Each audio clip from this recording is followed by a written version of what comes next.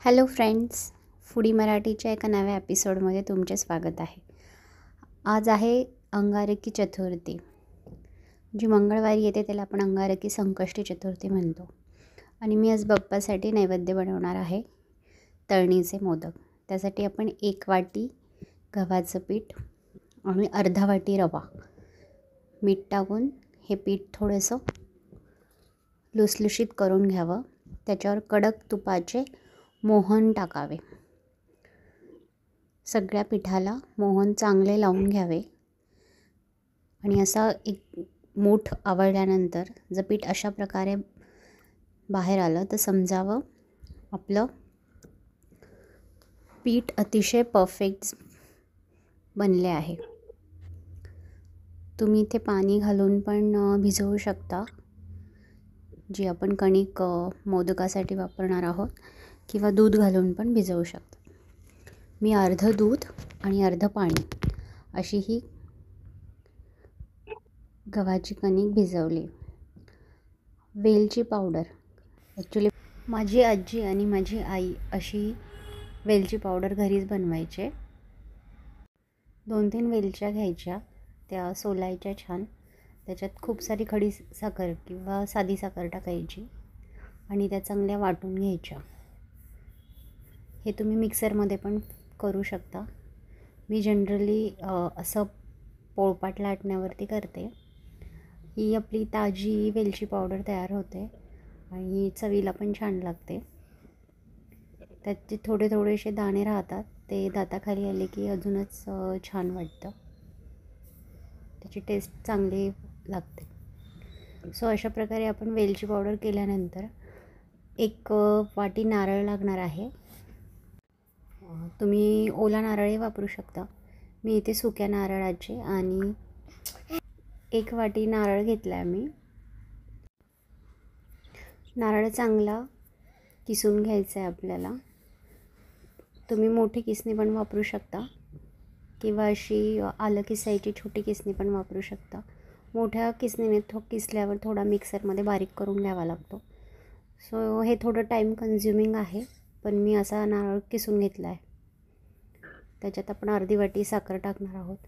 साखर तुम्ही तुमच्या चवीनुसार कमी किंवा जास्त करू शकतात. आता हे जे आपलं सारण आहे त्याच्यात आपण वेलची पूड टाकून घेणार आहे. मग अशी आपण बनवली ती वेलची पूड आपण सगळ्या सारणामध्ये टाकायची आहे. जायफळ पण टाकू शकतात. आता मग अशी आपण जे पीठ भिजवलं होतं, जी कणिक मोदकांसाठी, ती बघा किती सॉफ्ट झाली आहे. साधारण अर्धा तास मी ही कणिक भिजत ठेवली होती. आता आपण ही पीठ न लावता सगळ्या बाजूने सारखी अशी लाटून घेणार आहोत. खूप पातळही नाही लाटायची आणि खूप जाडही नाही लाटायची आहे. मध्यम आकाराची लाटून घ्यायची आहे. आपण त्याच्यात बरोबर 1 वाटी गव्हाचं पीठ आणि अर्धा वाटी रवा टाकला होता. रवा भिजला छान, त्यामुळे आपली पोळी अतिशय मऊ झाली आहे.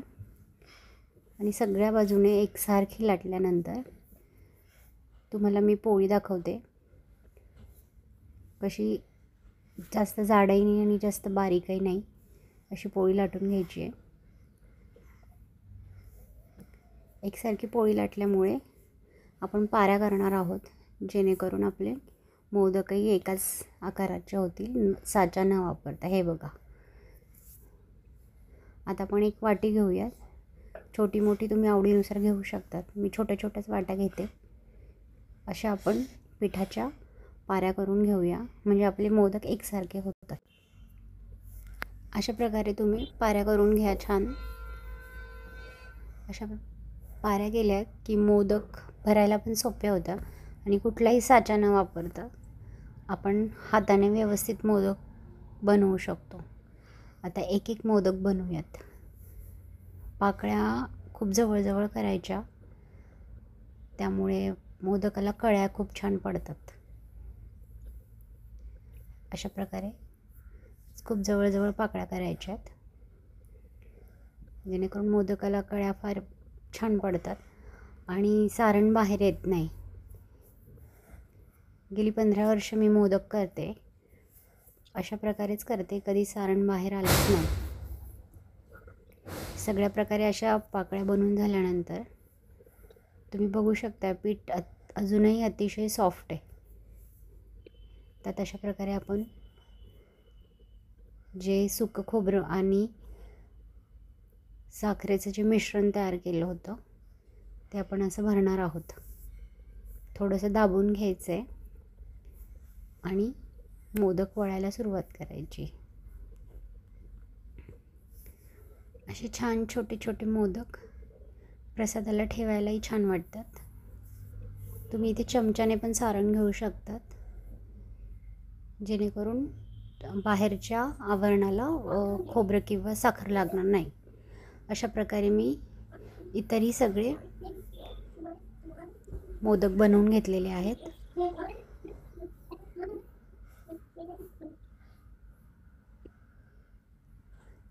काही लोक यात आता गणपती बसणारच आहेत, तर उकडीचे मोदक बऱ्याच वेळेस होतील. तळणीचे मोदकही होतात. मोस्टली आमच्याकडे तळणीचे मोदक फार आवडतात. तर आता तेल गरम व्हायला ठेवलं होतं मी आधीच. तुम्ही हे तुपातही फ्राय करू शकता किंवा तेलातही फ्राय करू शकता. खूप जास्त कडक तेल नाही करायचे, कारण मग मोदक जळण्याचे किंवा कडक होण्याचे चान्सेस असतात. इथे तुम्ही बघू शकता बुडबुडे येत आहेत हळूहळू, म्हणजे तेल मध्यम आचेवरच गरम करायला मी ठेवलं होतं. मोदक बनवताना जेवढं केअरफुली मोदक बनवावे लागतात त्याच्यापेक्षा जास्त ते तळताना काळजी घ्यावी लागते, कारण पाकळ्या फुटून सारण बाहेर येऊ शकतं. त्यामुळे त्यांना धक्का न लावता हळूच मोदक तळून घ्यावे लागतात. मंद आचेवर 2-3 मिनटं एका बाजूने मोदक फ्राय केल्यानंतर आपण त्याला पलटवणार आहोत दुसऱ्या बाजूने. हे असं तुम्ही मोदकांवरती थोडंसं तेल घालूनही मोदक चांगले तळून घेऊ शकतात.